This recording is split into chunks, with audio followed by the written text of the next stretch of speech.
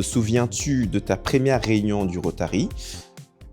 Oui, je me souviens parce que j'avais entre 6 et 7 ans et j'avais été amené dans une réunion du Rotary par ma tante et c'était le Rotary Club Bamako-Koulouba. Donc c'est ce club qui a fait naître le Rotarien que je suis aujourd'hui et qui continue de briller à moi. Ma tante était une Rotarienne remarquable et c'est elle qui m'a donné ce goût d'être au Rotary, d'où l'importance que j'accorde au lien intergénérationnel dans notre mouvement. Alors, quel est ton cap pour le district 1660 cette année? En 3 mots, bien évidemment, c'est les actions parce que c'est l'ADN du Rotary, la communication sur ces actions et puis, bien sûr, le combat pour les effectifs au sein de notre district. Quelle profession exerces-tu aujourd'hui?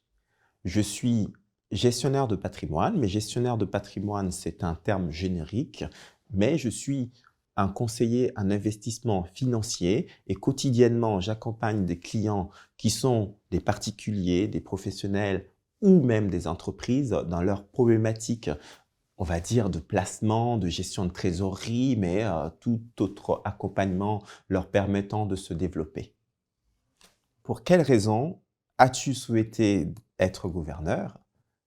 Je dirais que c'est pour rendre au Rotary ce que le Rotary m'a toujours apporté, à savoir cette ouverture aux autres, cette envie de faire des actions d'intérêt général et tout cet environnement de Rotariens qui continue, qui m'ont inspiré et qui continue de m'inspirer. Ah, tu n'es pas un peu trop jeune pour être gouverneur? Je dirais non, parce que le Rotary International a été créé à l'époque, en 1905, par Polaris. Et Polaris, à l'époque, avait entre 34 et 37 ans quand il a créé notre mouvement. Donc, je dirais que non. Maintenant, toute la question est la conciliation entre le professionnel que je suis et le poste de gouverneur. Si tu rencontrais Polaris aujourd'hui, qu'aimerais-tu lui dire? Je lui dirais merci, merci d'avoir créé cette organisation qui transcende les pays, qui transcende les cultures et qui, pour le coup, fédère le monde.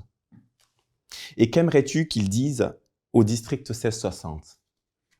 Eh ben, j'aimerais qu'il lui dise, vous êtes Paris, vous êtes la France, éclatez-vous, diversifiez-vous, recrutez, n'ayez pas honte de dire ce que vous faites, communiquez, allez vers les autres, ouvrez-vous.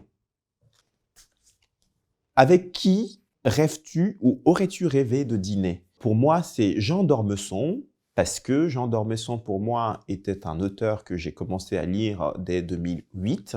Et pour moi, c'est quelqu'un qui a une philosophie de vie qui me convient et qui a fait de l'équilibre le pilier de sa vie. Et ça me touche beaucoup. France ou Mali?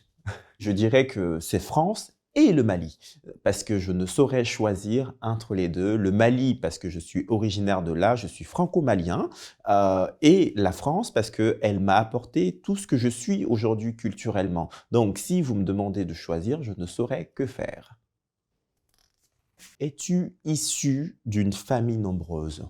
Je suis né d'une famille où on était 6 enfants, et malheureusement, depuis le janvier 2024, nous ne sommes que 5 et moi, j'ai un attachement à ma famille qui, pour moi, est un socle très important dans mon équilibre. En un mot ou 3, hein, on va faire 3, le Rotary pour toi, c'est quoi? Le Rotary, c'est le professionnel, c'est l'amitié, c'est les actions et je peux même me permettre d'en rajouter un 4e, c'est l'international.